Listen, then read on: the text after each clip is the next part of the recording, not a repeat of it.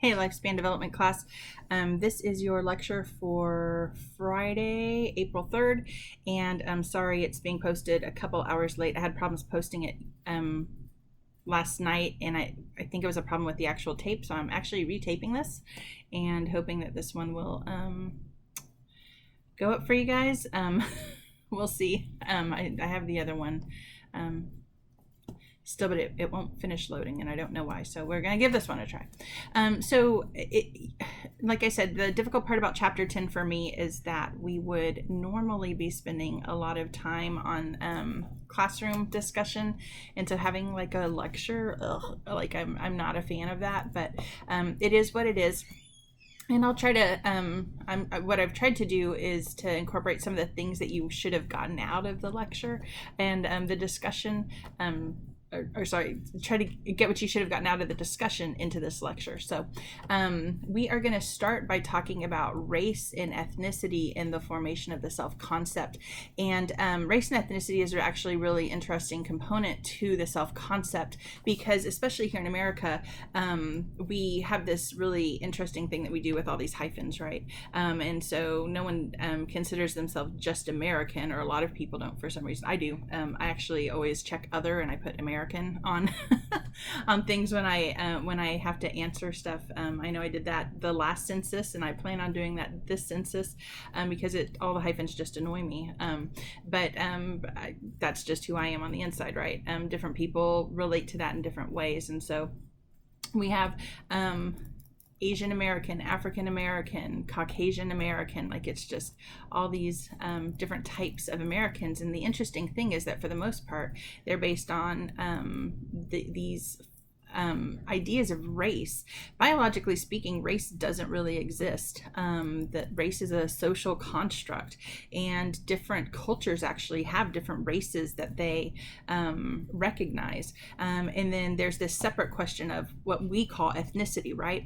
And so when we think about race and ethnicity, it's actually really interesting. I worked on a stimulus grant in the CogPsych lab, and we used to have to report all of our participant demographics every 6 months to the federal government to prove that we were allowing people to be a part of our research, and that we had a broad range of different kinds of people in our research. And one of the interesting things that was always shocking to me is we would have people who would come in, and on race, it had the federal race guidelines. So it had Caucasian, African American, Asian Pacific Islander, Native American, and there's 6 categories. And so people who are Hispanic would often come in and say, I'm not on here. And I'm like, okay, I'm about to blow your mind, right? Because racially, you are Caucasian. And if you know that you have Native American blood, then you could also put Native American, but yeah, you're Caucasian. Your ethnicity, right, is the Hispanic component. And so ethnicity is very different than race. Race tends to be based, honestly, more on things like skin color, right? And so this gets into additional problems, because there are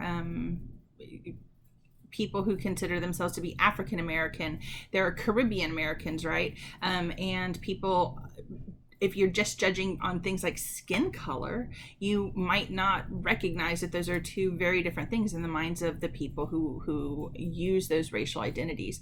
And so race is a difficult concept, because again, it's culturally construed. It's not necessarily real, and it's often construed on these things like skin color, or your eyes, right? For Asian Americans, it has more to do with what their eyes look like.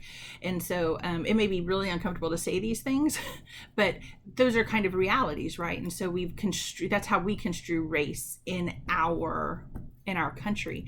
In other cultures, they may construe race in really different ways. So they have them and everyone else, right? So there's kind of just 2 races. And so there's all kinds of ways to do this. And here in America, and I would argue most of the world nowadays, race is construed by skin color. Ethnicity, though, is totally different, right? So all of those people who are lumped in as African American may have very different ethnicities. All those people who are lumped in as Caucasian American may have very different ethnicities. And so ethnicity is kind of a more, so if you think about kind of like levels, right? Race would be like that top level, and then you would have ethnicities that fall underneath each of those races. And, those lines get kind of blurry as well. And so anyway, the book talks about how race and ethnicity play a role in the creation of the self and of self-esteem. So when we think about self-esteem, we start to have all of these really interesting components, right? And the honest truth, right? Race, ethnicity, even gender, while those play a role, they're not necessarily the most significant things. They're not necessarily the most significant role players in those in the creation of your self-esteem, but they do absolutely play a role. And we get these really interesting trends. So many years ago in the 1950s, 1960s, when we would look at this, we assessed race having this really strong component in the creation of self-esteem.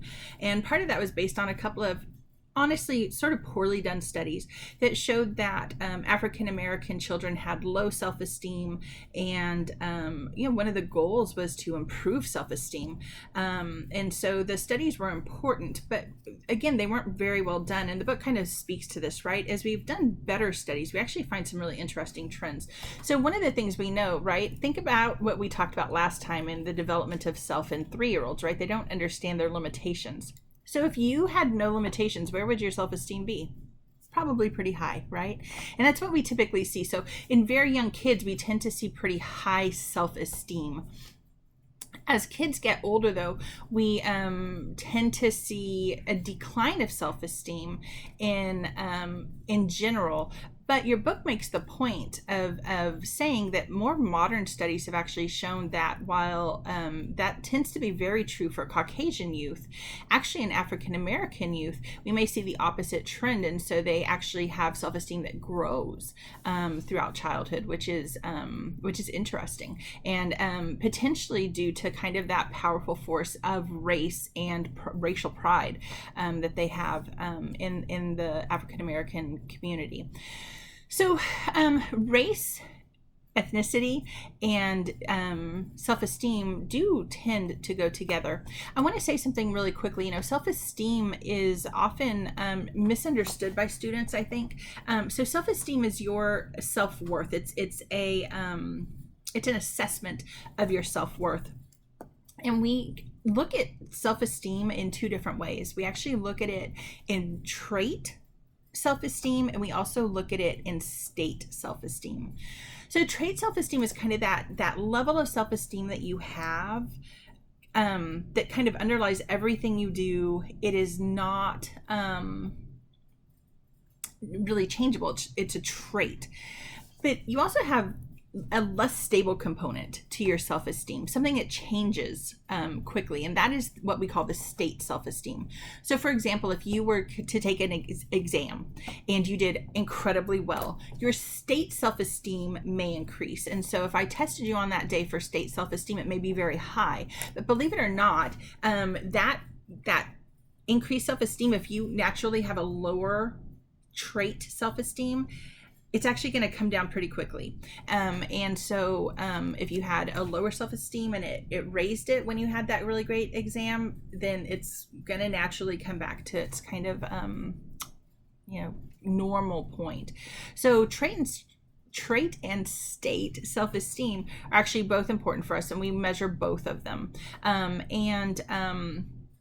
The other thing I want to make clear for you guys is that self-esteem is different than self-efficacy. So students often confuse these 2 ideas, but they're actually 2 very different ideas. So self-esteem is your sense of self-worth, and efficacy is your sense of competency. So how prepared are you? How good are you at something? So self-esteem, again, is what we're talking about here. That said, I want to bring in some of the ideas of self-competency, because self-esteem is also related to, at least in part, to the way we think about ourselves. And I want to talk about how we think about our academic self, because you guys are at university, and the way you consider yourself to be a good academic or maybe not a good academic may actually be related to the self-esteem you have in terms of your state self-esteem at university. So I get students all the time who tell me things like, oh, Stephanie, I'm horrible at taking exams, and oh my gosh, it doesn't matter how hard I study, I don't do well. And so I always tell you guys, right, watch Dr. Chu, watch those Dr. Chu videos, because he speaks to some of this, right? This idea of overconfidence and studying properly. And of course, you and I start talking about it, and some of us meet once a week for the rest of the semester, right? And I've kind of missed some of those meetings. I'm having phone meetings with some people once a week right now, but one of the things that I try to convince you guys of, right, when you come see me, is that you are capable of learning. Self-esteem is, at least in part, your academic self-esteem is at least tied into the idea of how you envision your ability to learn. And there are two ways that people typically think about their ability to learn. So one is called what we call entity theory, and the other is what we call incremental theory. So entity theory, and these are not in your book, but I want you to know them, okay? And they will be on the test, because I think they're actually in some ways even more important to self-esteem than some of the other things that the book talks about. So people who view their ability to learn in an entity sort of way believe that they're kind of never going to get better no matter how hard they try. And so what we call entity theorists, right? This is kind of like theory on a personal level. But entity theorists tend to think about their ability to learn as if it was, so I always think like this, right? The entity, right? So if we think about it being a gift from God, right? So God gave you this gift, and if he didn't give it to you, then you're not ever going to get better, right? So think about this. If you have an entity view of self, if you have an entity view of learning, if you're an entity theorist, right? A personal entity theorist. If you feel like you're not good at math, then why would it matter how hard you try? You didn't get the gift, right? So you are what you are. You're never going to get any better. Think about how that might affect self-esteem, right? So now let's talk about the entity theorists. Sorry. Let's talk about the incremental theorists. So incremental people believe that they are capable of learning. So they recognize that the harder I try, the better I do. So I know the book talks about kind of like the idea that success, when you have a success, it leads to harder work, and harder work leads to more success, and all of that leads to more positive self-esteem. It's absolutely true. And entity theorists then tend to have higher self-esteem in general. There's a couple of really fantastic studies that have shown this in a college population. So they measure people's natural thought processes on their learning.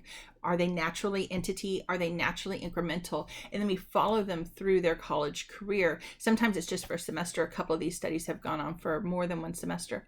And what we find is actually kind of beautiful in literature. We continuously find that people who are of the mindset that they are not capable of learning, right? That they either have the gift or they don't have the gift.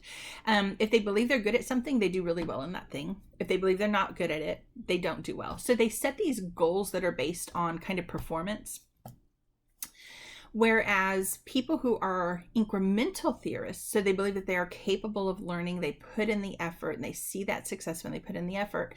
Incremental theorists actually have, first of all, they're more likely to do well in all of their classes, so across all of their grades. They don't necessarily put any more time into their studying. They actually study for about the same amount of time.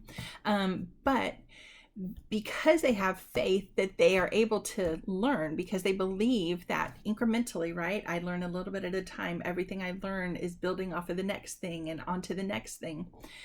Because that's their mindset, they do incredibly well in school. And so incremental theorists, personal incremental theorists, right, tend to be more likely to graduate. They tend to be happier in school, and they tend to have higher self-esteem in general. When I first started teaching statistics, one of the things that was shocking to me was I received, like before the semester started, several letters that basically said, hey, my name is so-and-so. I'm going to be in your statistics class and I'm going to fail. Love your student, right? That's basically what these letters said. And I was like, this is crazy, right? Of course you're not going to fail if you really put in the effort, right? You have gotten through college algebra, and so of course you can get through statistics, right? And so I'm looking at these letters. The first couple I got, I was like, okay, that's weird. But by the time I got a third, I was like, okay, this is crazy, right? This is out of control, because something is going on where people have already decided that they're going to fail. They haven't even had the thought process yet that what can I do to succeed? So I changed all my plans. I literally got 2 of those letters in July. I got another one on, I just happened to remember the date for this one, was August 6th. And I was like, okay, on August 6th, I made that decision. I was like, I've got to change the way I teach this class, because it is already, I can tell, it's full of entity people, right? It's full of people who do not think that they are capable of doing well in this class. That was killer to me. That makes me so sad, because I believe everyone is capable of success. So I changed what I was going to do for the class. I spent the whole first week trying to prove to people that they were capable of learning without them knowing that that's what I was doing. So we did the syllabus the first day. It was a Monday, Wednesday class the first time I taught it. We did the syllabus the first day. The second day, I actually showed them all of the equations that we were going to do for that year, and how each of the equations built on the one before it. So thinking about the mean, and I showed the mean, and I said, okay, how many of y'all feel like you could do this equation, right? We talked about it a little bit, and everyone felt like they could do it. Then we went on to the standard deviation, and immediately, just going to the standard deviation, I lost half the class. Half the class was like, there's no way. And I was like, of course you can do it. So let's look at the components here, right? What do these things mean? And once I explained what they meant, everyone was like, okay, I think I could do that, right? And then we went on. So in that class at the time, we did confidence intervals, calculated confidence intervals. We calculated quartiles, and I was showing them all of these things. And we got to ANOVA.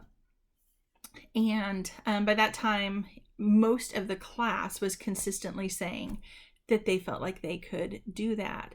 And it's really just a matter of thinking about things, right? So if you can build people's self-esteem up to a realistic level, I didn't say everyone was going to get an A in the class. I didn't say that people weren't going to struggle. I just said, you've got to recognize that you are capable, right? And if you can recognize the idea that, hey, I am capable of learning this stuff. So then the third class, we came in, and I had looked something up, and I can't even remember the number, but it was like 1.7 million or something like that. People had taken statistics classes since like 1970. I can't remember where I got that statistic from, but anyway, I found it somewhere, and I was like, you guys, like literally millions of people have taken classes like this and passed them. So you can pass them too. And I continuously throughout the semester tried to help students recognize the idea that, hey, I am capable. And when you come to me in my office hours, that's one of the things that I try to help you see, is that you are capable of learning, getting you to start to think in that incremental view of self, because it actually does increase your self-esteem. Okay. So I want to talk next about, so we're, in class I would, have the altered PowerPoint that we use. So I'm on the downward social comparison slide for chapter 10. So we have actually talked about this idea a couple of times this semester. I told you that we'd think a lot about it in a later chapter, and it's that time now. One of the biggest problems that we see in terms of people who have low self-esteem is that they're constantly doing upward social comparisons. So they're seeing what everyone else has that they don't have, right? So everyone else has the new iPhone. Okay, is that true? Everyone else has it? Probably not, right? Everyone lives in a nicer house than I do. Everyone drives a better car than I do, right? And we live in a country where it's really easy to see how many people have better stuff than us, right? And so you can, drive down into different neighborhoods and see, wow, these people like live in mansions, and wow, these people drive these incredible cars, and wow, these people have, this thing and that thing, and they wear, fancy clothes, and they have these awesome purses and great shoes, right? Whatever it is. But all of those things, right? All of those things, they're just things. And you can strive to get them yourself, right? You can make decisions for yourself where you're going to work really hard. But I mean, I'm not trying to sound horrible, but right, there's a lot of people who have a lot of nice things who didn't necessarily have to work that hard to get them, right? And so working hard is not a guarantee that you're going to be rich, right? It's a guarantee that you'll have what you need, right? But it's not necessarily a guarantee that you have the things you want, and maybe that's okay, right? We've also discussed about living beneath our means, and so that's an important idea. But when you do all that upward comparison, when you constantly feel like everyone has better than you, everyone has more than you, that takes a toll on your self-esteem. And so in general, people who think like that have lower self-esteem. But if you could do downward comparison is actually comparing yourself to people who have less than you. And that can be in anything, right? It can be material things, which is what people typically do for the upward the upward social comparison. But it doesn't have to be just like material things. It could be being glad that you're better maybe at math than someone else, and so you have a little less of a struggle when you take certain classes. It could be thinking about the size of your family. It could be a million different things that you could do where you see how lucky you are to be where you are. And that's called downward social comparison. So you might remember way back 2 months ago, before we were all restricted in our movements, I gave you the assignment of getting out there in the community, right, and doing some good. And of course, that assignment has now changed because we are not allowed to go into the community and do good. But I told you guys, one of the things we talked about is that people who volunteer for even just 30 minutes a week have significantly higher self-esteem than people who don't. And we talked about how there's some research that shows that people who volunteer have less depression, they have higher self-esteem, right? All of these really amazing benefits that come from that. And one of the theories about why that is has to do with downward social comparison. Typically speaking, when you volunteer, you're volunteering for people who have less than, right? So maybe you don't have the shoes that you want, right? There's some amazing Denver Bronco Nike shoes that I'm like really eyeing, but they're kind of out of my price range for what I would typically spend on shoes. I don't think I'm going to buy them, but I haven't fully decided yet, right? Maybe stimulate the economy by buying those shoes for myself. And you think about that stuff until you see someone who has no shoes, right? Or shoes that are literally held together by duct tape. I've seen that before when I volunteer. And so you've got truly, right, this ability when you go out and you volunteer in the world and you're making a difference in someone's life. You're giving the things that you have, even if it's just time, right, that they don't have to give.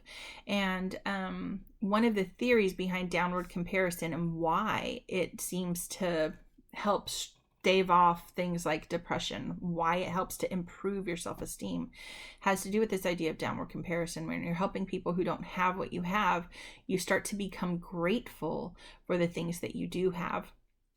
Early in the semester, we talked about this idea of gratitude, right? And the idea of how gratitude actually serves to improve your self-esteem. It actually serves to improve your outlook just in general. Your life satisfaction scores increase the more gratitude you have. So we talked about Oprah's gratitude journal, right? That kind of thing that changed my life many years ago when she talked about it. And I really cannot stress to you enough the idea that if you can stop that upward social comparison, it's not doing you any good. Start to find reasons, excuses to be grateful for the things that you have. It's going to increase your self-esteem. It's going to decrease depression. And it is going to have, in general, right, a great impact on the things that you do in life. All right. So the last part of the book talks about career and career. I say the book, but this unit talks about career choice. Your book talks about like social clocks, right? So all of the things that you think you're supposed to be doing by a certain time. I have a lot of you who come to me in my office every semester who are disappointed with where you are in life. And so we talk about this, and I'm like, okay, well, tell me what happened. So you're upset because you're 21 and you're just coming to school, right? You're just starting university. So tell me what happened the other years. And you're telling me things like, well, I had to help my parents support my brothers and sisters. So I had to work and I didn't have the chance. And I tell you guys, right, when you come see me, I'm like, so why are you disappointed that you were such a responsible person, that you took on that responsibility, and that you had the ability to do it, right? Why is that disappointing? And the thing I hear all the time is, well, I look at my friends or I look at my peers, right? And they're all accomplishing these things. And ask you, I'm like, well, why are you on their timeline, right? We all have our timelines. I know those social clocks give us guidelines for where we're supposed to be and when we are supposed to be there. But the reality is that if you can own your path, whatever that path was, right? And I know some of you, I mean, I'm talking about the 21-year-olds. They're usually the most disappointed in where they are, which I always find to be so interesting, right? But I have some people who went into the military and have served for 20 years and are now retired. So they're coming back to school, usually in their early 40s, right? And they don't seem to have that same idea of that social clock because they've had a fulfilling career, right? They're actually retired from that career. And so it's interesting to think about the social clocks and maybe how they're different in different cultures, right? So the military culture might have a very different sense of what's appropriate and when it's appropriate than someone who's just coming out of high school, going from high school into a community college and then transferring to a university and feeling like maybe they're running a little bit late. But social clocks, while they can be important because they do give you some general guidelines, you shouldn't base everything on a social clock, right? I always think it's so interesting to sit down and I talk to students and, okay, well, what is your plan? Let's talk about your plan. So we start to think about these things, right? And I actually have people sit down and write this stuff out, right? Because you've come to me, you know this. So I have you write out where do you want to be in 2 years, right? So if university, right, you're transferring from community college, university should take you about 2 more years if you're full time. And that means if you don't have other responsibilities, right? So for most of you write down 2 years and then we talk about, does that make sense? And you're like, okay, well, actually, yeah, okay, maybe 3 years, right? Maybe 4 years, whatever makes sense for you, right? And the reason I have you guys write this out and then we talk about these things is because if you do not do that part, if you let other people's social clocks become your social clock, you actually may find that you don't achieve the things that you want to achieve, even in the time you could have achieved them. Being realistic, right? So if you're taking 4 classes and you cannot keep up with 4 classes, you might fail 4 classes. But if you had instead thought about, okay, what am I capable of? Well, I've got a family, I've got a full-time job that I have to keep because we like to eat, right? And we like having a place to live. Maybe I should just take 2 classes. So instead of failing 4 classes, you pass 2 classes, right?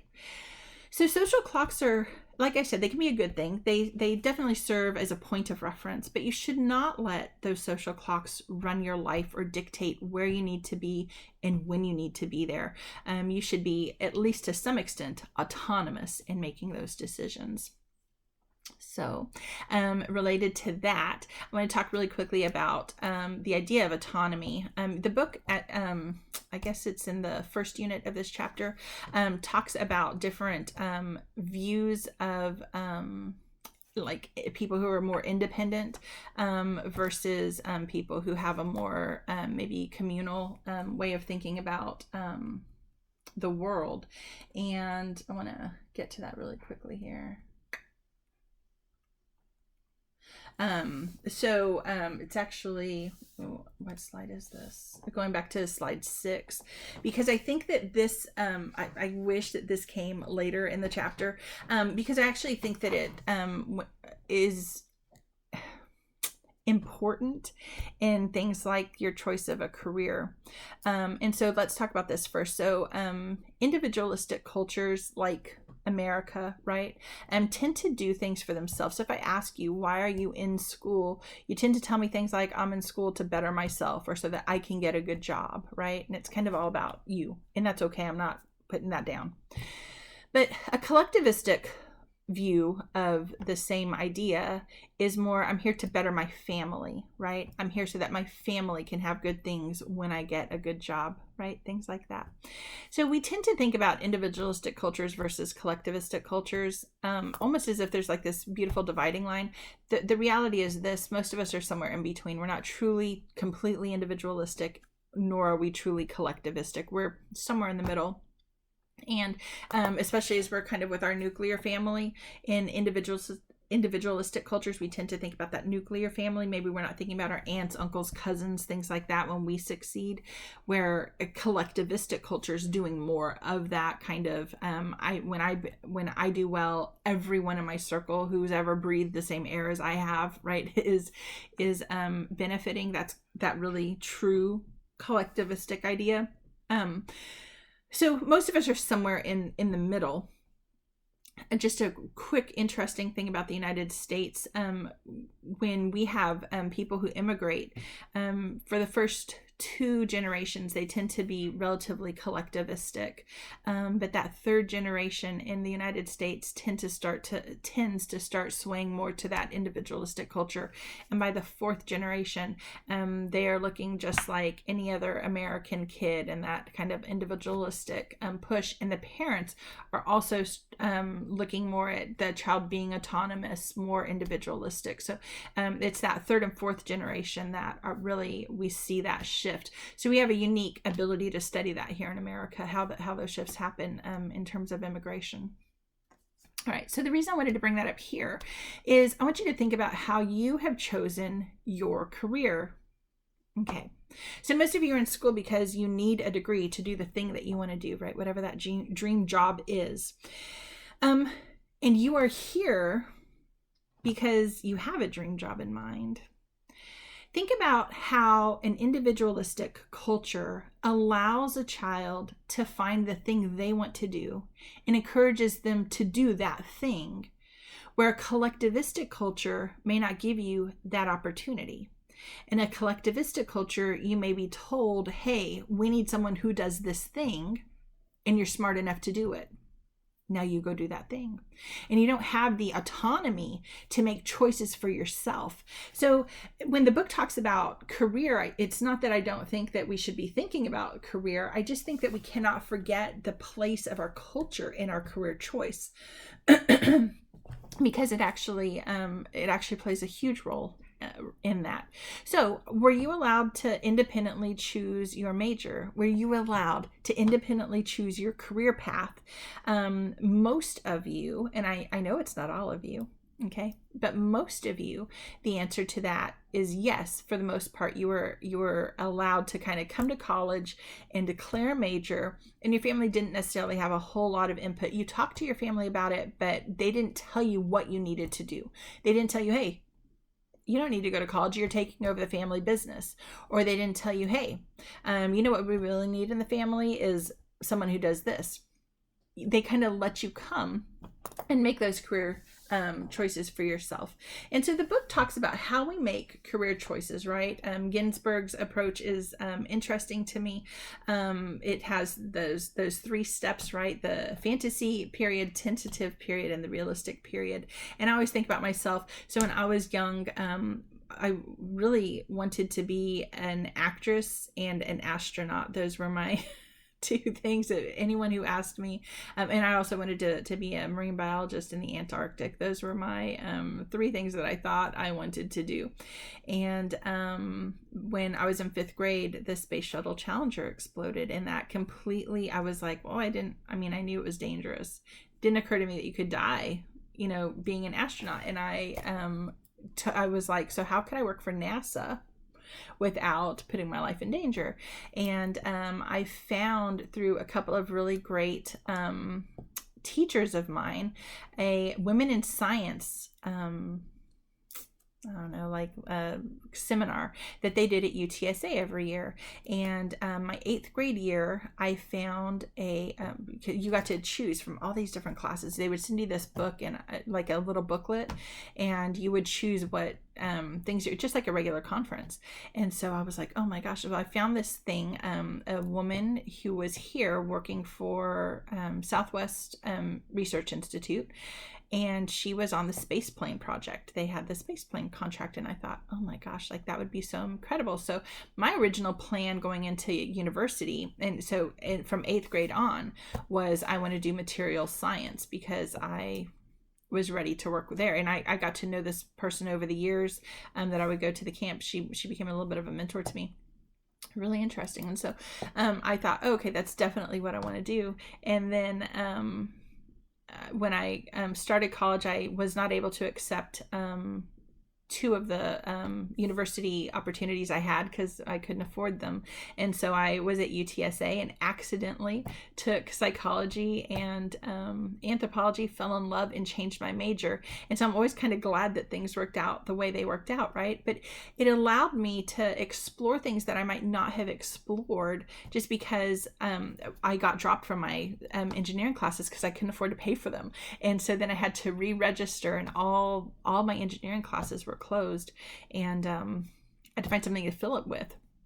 I'm always so grateful that happened to me. I think I would be a happier, I think I would be a happy engineer, but I'm definitely a happier experimental psychologist, right? I love doing what I do, and I love being a lecturer at A&M, and I wouldn't have had those opportunities if I hadn't explored.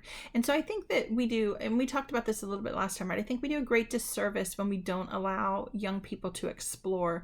And we could talk what we would do right now in class if this was a lecture and face-to-face, is we would have a discussion about those dual credit high school opportunities.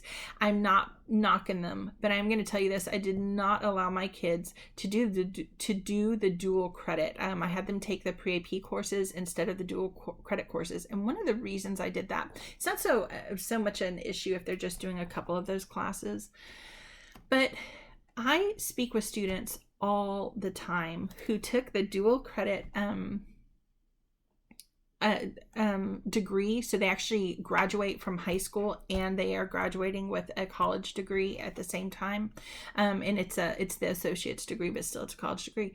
And it's always so fascinating to me how many of them think that even though maybe they've figured out that they really want to do something else, they are like, but I already have 2 years for this thing, so I better finish it. And so I think it's so interesting how what some people see as an opportunity to get this associate's degree, other people almost feel like is a burden, because now they have to stay, or they feel like they have to stay on this path to graduate from university in 2 years, even when they recognize that their path has changed. So I think there's a lot to be said for exploration while you are exploring for your career. The book talks about some personality types and picking occupations. And if you'll go to the next slide, so that is on slide 29 of this of our PowerPoint. But if you'll go to slide 30, you will see that I have a link for you to our career services webpage at A&M San Antonio. And I do this because you can actually, if you click on that link, you can take a career assessment, and you will notice that several of them are the personality assessments that the book talks about. The other assessment that I want to encourage you to take, and I believe it's part of the first year experience now for all of our students, but if you have been here for more than 3 years, you might not have taken it when you started. And also if you were a transfer student, you might not have taken it. But it's called Strengths. Well, it used to be called Strengths Quest. Now it's called Clifton Strengths. But I love Strengths Quest. I started teaching it many years ago, back in 2006, I believe it was, when it was called Strengths Quest. It's something that I required of my freshman seminar classes. And at UTSA, we did very similar to what we're doing at A&M San Antonio, where we are buying a seat for the test for each of our students. And what this does is it allows you to start to think about, okay, what am I good at? So I always think it's interesting here in America, we tend to try to fix our flaws. We spend a lot of time trying to fix our flaws, and we spend relatively little time trying to hone our strengths. And so the idea behind the Strengths Quest model is that if you could figure out what you are good at, what your strengths are, and then continue to make yourself even stronger in those things, you could be an incredibly powerful force to reckon with. And so if you have not taken the Strengths Quest, I highly recommend you have. If you have taken the the Clifton Strengths Finder test, it was once a month. I don't know if they're going to move these to online or not, but there's actually a lunch and learn once a month about the Clifton Strengths. But there's also a fantastic book that you can get that goes with it. I know we used to give those books out. I don't know if we do. That's the truth. But you might contact. It used to be through the Career Center, so the Mace Center, and see if they do. But read about the strengths, read about how to hone them in and how to utilize them then in your career choice. So you have to think about your personality. You have to think about your strengths when you are making a career choice. It's not that you can't do something that maybe it doesn't come up in one of your strengths as being something that would naturally go with that. But it does mean that it might be a little bit harder for you. And if it means a lot to you, then by all means, go do it. You're never going to notice the extra work because you really will love what you do. At the same time, though, we have to be realistic. We have to think about what are we good at, what are we capable of, and then make choices within our reality, right? And so that's an important idea. All right. So the last thing I want to talk about for this lecture is, why do people work? So again, we would have a breakout session and you guys would come up with what you think the main reasons that people have a job are. We would have actually done that on Monday before we got to the chapter.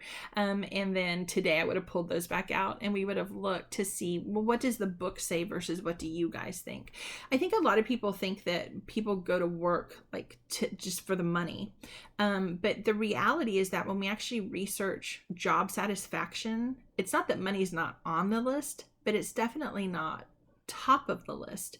And I think this is an interesting thing to start to think about right now with all of us kind of being locked up, unable to be with other people. Those people who are really social are probably realizing that, wow, one of the reasons I went to work all these years was so that I had some, a friendship. I had people to talk to, and you being at home, even though you might still working, right?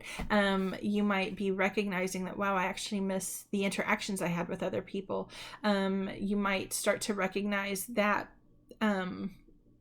you liked being challenged. Maybe this feels like a different kind of challenge for you.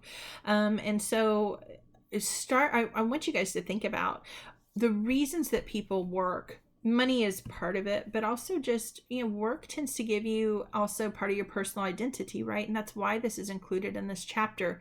I always think about when I meet new people, right? And I'm like, hey, I'm Stephanie.